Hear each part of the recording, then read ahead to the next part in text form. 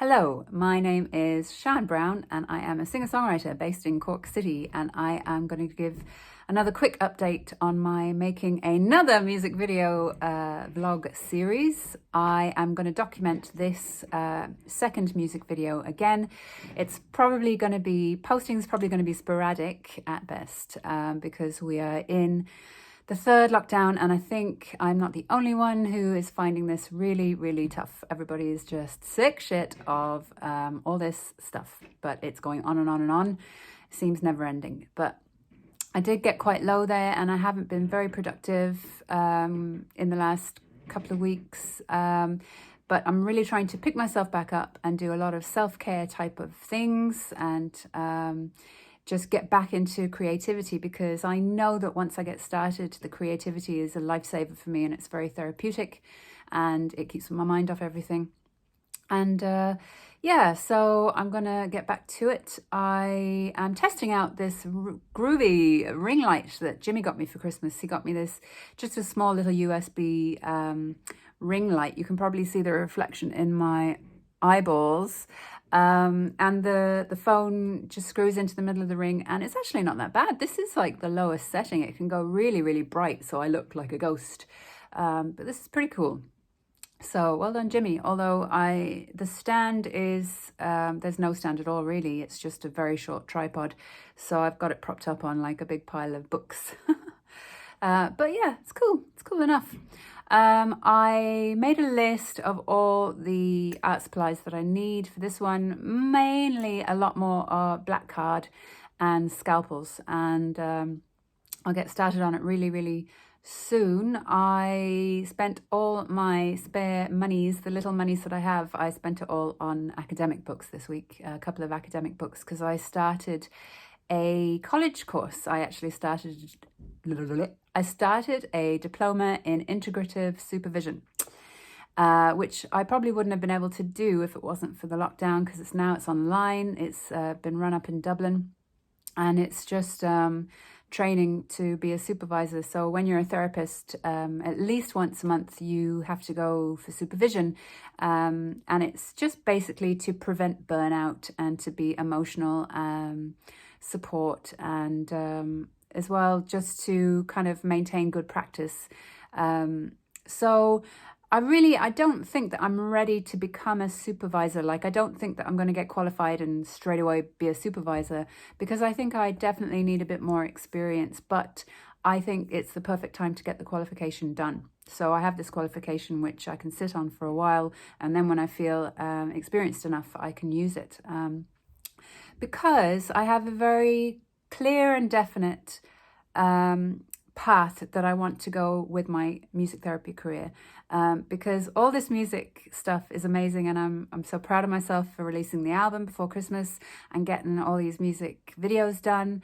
But let's face it, we're in the middle of a pandemic. The music industry has crashed. You know, it's just not the way it was anymore. It's just like the likelihood of me never making any kind of name for myself or money or anything off this album is very high, and that's just something that you accept. I'm not doing it for the money. I'm doing it because I'm a naturally creative person. So if I don't create, I get really depressed, really down. And I'll always be writing songs and creating stuff. So it's a labor of love, and I do it because it's my heart's desire and it's my passion. But there's like every possibility that this is just going to go by the wayside, like all my other three albums, you know. And that is just the way things are. So I have to also have a plan B, and my plan B is a clear path of where I want to take my music therapy, which basically is I want to get into palliative care. But not only that, there's a few other bits and pieces that I need to pull together, and eventually, like, within 10 years, I would hope that I have a clear PhD in my head of what I want to do, and it involves music therapy in palliative care. So I spent all my spare monies this week on some academic books for my supervision course, and also for my neurological music therapy course that I did. because it's very important to keep up that side of things. I can be academic. I would rather not be academic. I would rather just be like a mad artist creator person. That would be my heart's desire. But I've got to be realistic too, and I can be academic, and I am a good music therapist. So I've got to keep that side of things up and going as well. But other than that, today I'll show you what I did. I'm going to go for a walk in a second. That's why I've got my hat and my cardigan and everything on. And it's freezing in here, and I'm waiting for the heating to heat up the room a bit more. But this is my favorite color at the moment, this kind of forest green color. I just love it. I love it. Anyway, I took the lyrics of the song that I'm doing the video for, Last Life. I love this song. I love Last Life. It was so much fun as well when we recorded it in the studio. It was just a really fun night. It was myself, Mike, Jason and Oscar. Jimmy and Ed had gone. Jimmy went for an early night and Ed had gone home.